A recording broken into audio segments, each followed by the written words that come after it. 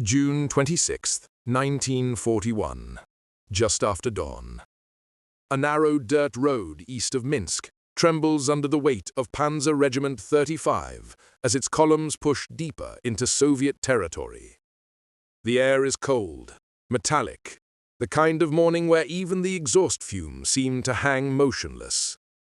Oberleutnant Karl-Heinz Deinhardt stands half-exposed in his Panzer III's open turret, goggles lifted, scanning the tree line. The mission feels routine. Another village. Another retreating Soviet rearguard. Berlin has assured them the Red Army is collapsing. But then, a sound he doesn't recognize. A deep, rolling thunder. Not artillery, not trucks. Something heavier. Something moving. Before he can shout a warning, the birch trees ahead begin to sway. Branches snap, birds scatter, and out of the dust-laced morning light rolls a silhouette unlike anything German crews have seen. It's angular, low, menacing. Not a Panzer. Not anything they've trained for. The first 76mm shell slams into the lead Panzer IV with a blast that kicks dirt and smoke high into the air. Deinhardt watches the tank, one that should have been able to shrug off any Soviet gun, simply fold. "Was zum Teufel war das?" someone yells through the intercom. What the hell was that? The shape emerges fully now. Broad tracks chewing through mud like it's nothing. A turret sloped like an axe head, and armor gleaming with dew and menace. A T-34. The tank many German officers had dismissed as crude Soviet metal is very clearly not crude at all. As Deinhardt stares, another 76mm round streaks past and detonates behind him, showering the road with fragments. And in that moment, just a few days into Operation Barbarossa, he realizes something Germany never expected. They're not the hunters today. They're the prey.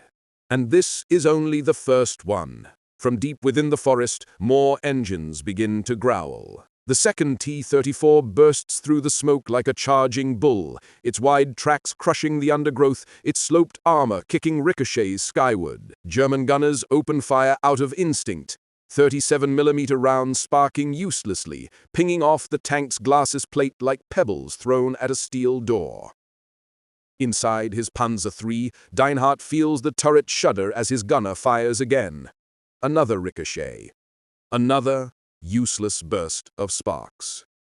"You're hitting it," he shouts, because what else is there to say? But everyone in the turret knows the truth. They can see it. Their shells aren't penetrating, not even close. Down the line, a Panzer IV tries to pivot for a flank shot. The driver revs hard, treads grinding. But the T-34 is faster, shockingly fast.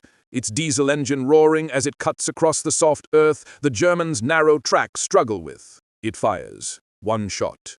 A flash of white flame. The Panzer IV's turret lifts just a little, and smoke erupts from every seam. The German formation, so confident just minutes earlier, collapses into frantic radio chatter. "New model? Soviet prototype? How many do they have? Where's our air support?" Questions without answers. Deinhardt ducks as another 76mm round screams overhead. He tastes cordite, feels the dirt rain onto his shoulders, hears his loader's breathing turn ragged. You can almost feel the raw fear creeping in, the realization spreading through every crew. This isn't poor Soviet engineering. This isn't a fluke. This tank is something else entirely. A Panzer Grenadier squad sprints across the roadside ditch, one man waving frantically at the tanks. He's shouting a warning, his voice lost in the engine roar. But Deinhardt catches enough to feel the hairs rise on his neck. There aren't just two. And from somewhere beyond the tree line, deeper and darker, the earth trembles again. More are coming. Many more. The third wave doesn't come from the forest, it comes from the flank. Deinhard hears the warning too late, a grinding roar off his left shoulder. His turret jerks as he swivels, vision bouncing through the gun sight. Through the smoky haze of burning fuel, he spots them. 3 more T-34s cresting a low ridge, silhouettes black against the rising sun. They move with a strange, unsettling rhythm, smoother than any Panzer, almost gliding over the uneven soil. Their wide tracks don't sink, they don't fishtail. They just advance, deliberate and calm, like predators who know the kill is inevitable. "Impossible," his driver mutters. But it isn't.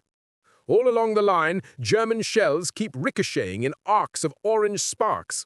Panzer commanders pop up from their turrets, desperately trying to make sense of it. How is this thing shrugging off everything the Panzer III and IV can throw at it? Only one man had the experience to understand it. General Oberst Heinz Guderian, the architect of the Panzerwaffe itself. A day earlier, he had sent a terse, almost disbelieving report to Berlin. The T-34 possesses sloped armor and powerful gun. Our Panzer III and IV are inferior. Immediate countermeasures required. Berlin had waved it off. Soviet propaganda, they assumed. Exaggeration. But here on this small farm road near Minsk, Deinhard and hundreds of others are watching that warning come alive. Flames licking from the turrets of ruined panzers, crews stumbling out with blackened faces, the air filled with the hiss of burning rubber and boiling coolant. A 4th T-34 swings its turret toward Deinhardt's vehicle. He sees the barrel settle slow, steady. For an instant, everything freezes. But the shot never comes. The T-34 stops, its engine idles, grumbling like a beast waiting to pounce. Through his binoculars, Deinhardt spots 2 Soviet tankers climbing out of the turret hatch, gesturing, shouting. They're calling to the other crews, waving their arms. They're not stopping because they can't advance. They're stopping because they're waiting. For what? Behind the ridge, something even larger begins to move. A shape that makes the ground tremble harder. A shape that makes Deinhardt's breath catch. This wasn't the real attack. This was only the scout force. The ridge seems to swell as the real threat comes into view. At first, it's just dust, a rising wall of it rolling like a sandstorm across the tree line. Then come the engines, deeper, louder, a layered growl that vibrates in the chest. Even inside the Panzer III's cramped steel shell, Deinhardt feels it humming through the floor plates. And finally, they appear. An entire company of T-34s, row after row, their hulls streaked with mud and birch leaves. Sunlight flashes off the sloped armor like the glint of drawn blades. They fan out across the ridge in perfect formation, not the chaotic rabble German intelligence had promised, but a disciplined, confident armored fist. For a moment, no one fires, no one moves. It's as if both sides understand something irreversible is happening.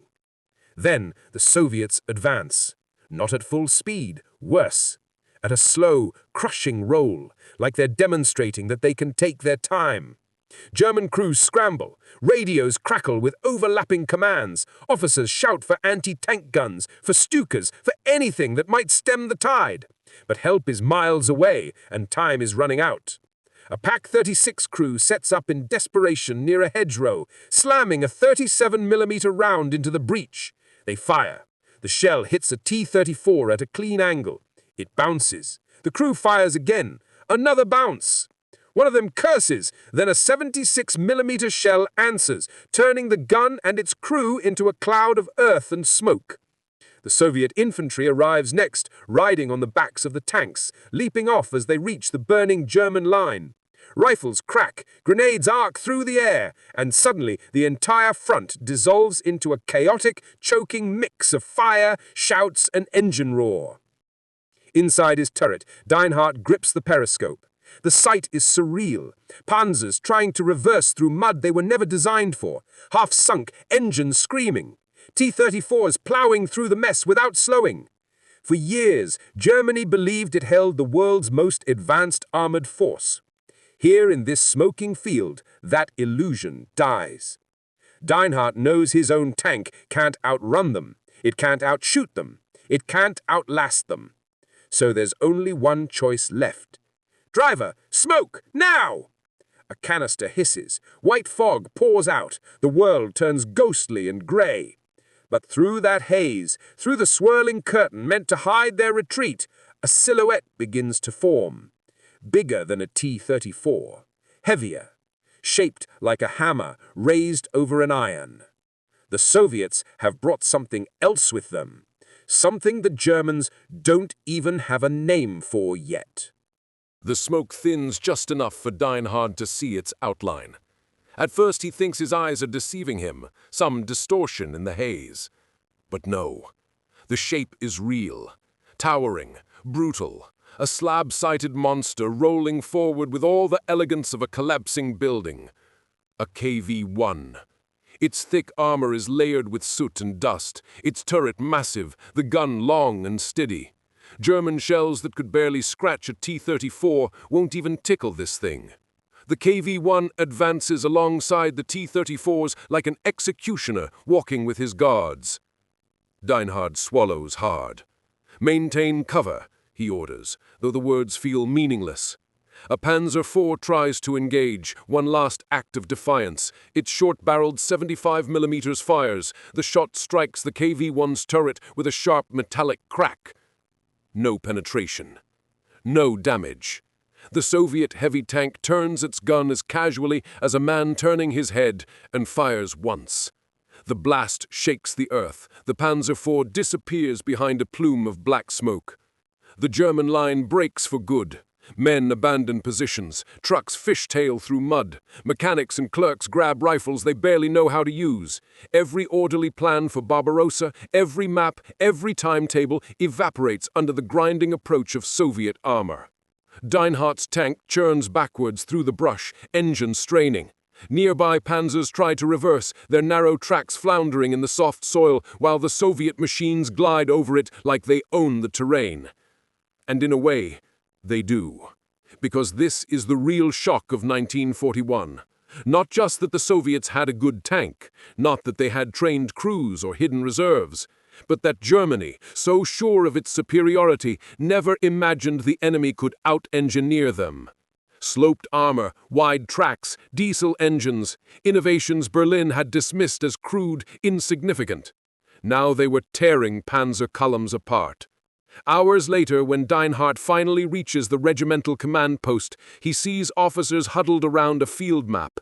Their faces are pale. No one speaks loudly. No one boasts of victory. A courier arrives, breathless, carrying a fresh dispatch from General Oberst Heinz Guderian. The message is blunt, urgent, almost shaken. The T-34 has changed the entire nature of the war. Immediate redesign of our armored forces is essential. Without it, we cannot prevail. Deinhardt watches as the officers read the words in silence. The laughter, the arrogance that greeted early Soviet reports has vanished. Because on that burning field near Minsk, Germany learned a truth it never expected. The T-34 wasn't just a tank. It was a warning. A warning that the Eastern Front would not be the quick victory Berlin promised. A warning that the Red Army had teeth, steel teeth Germany was not prepared for. And as Soviet engines thundered across the plains behind him, Deinhardt felt the weight of that realization settle like a stone in his chest. The war had changed. Forever.